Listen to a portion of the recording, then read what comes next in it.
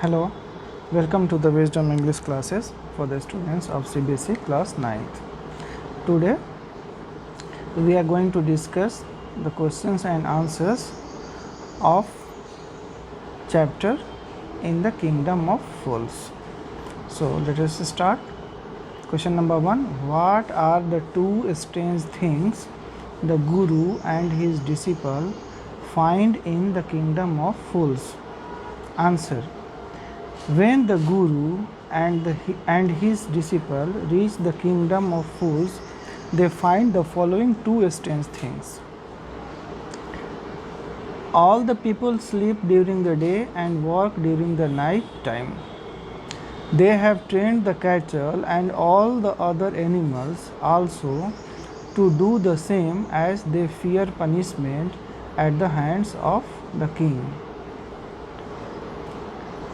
Next, everything in the kingdom of fools, a bag of rice or a bunch of bananas, costs one dudu.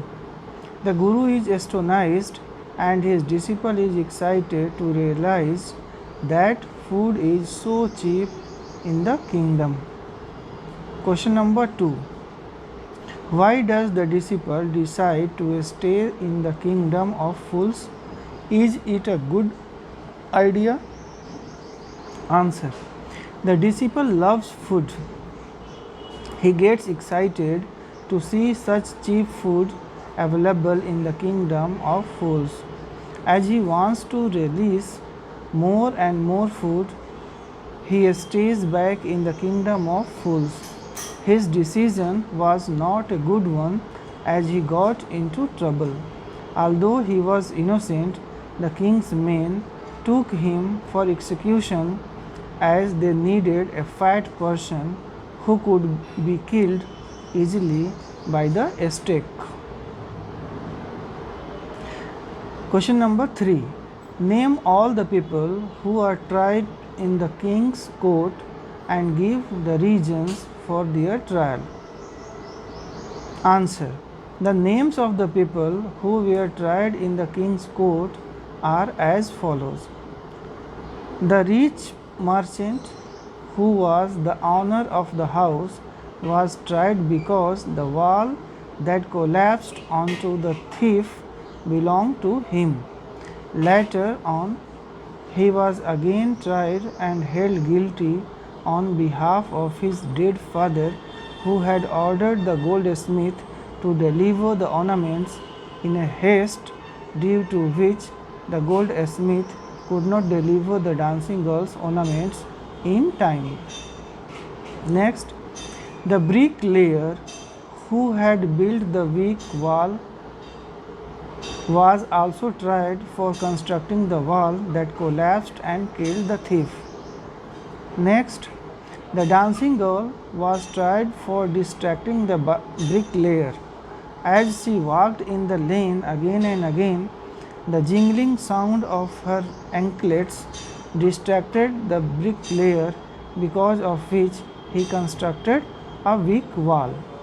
Next, the goldsmith was tried because it was due to him that the dancing girl had to walk up and down the lane again and again. Next, the rich merchant's dead father was tried because he had ordered the goldsmith to deliver his ornaments first, as there was a wedding with his family. Due to his order, the goldsmith was unable to make the dancing girl's ornaments in time. Question number 4. Who is the real culprit according to the king? Why does he escape punishment? According to the king, the real culprit was the merchant's dead father. As he was dead, he could not be punished, and in place of him, his son, who had inherited all his property, would be punished. The merchant escapes the punishment as the minister feels that he is too thin to be killed by the stake. Number 5. What are the Guru's words of wisdom? When does the disciple remember them? Answer. The Guru had told his disciple that the place was a kingdom of fools and they were unsafe for them, and there was unsafe for them. He had asked his disciple to leave the place at once.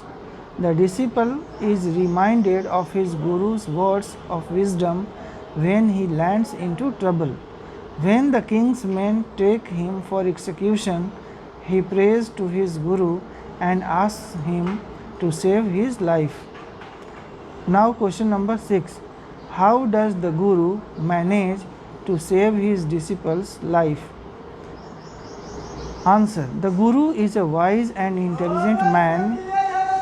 He traps the foolish king in his talks. He says that as he is the Guru, he is senior to his disciple and so he should be killed first. The king gets confused to see the Guru's eagerness to die. He asks him the reason for it. On being promised that he would be killed first, the Guru says that as the stake is a new one, it has not killed any criminal.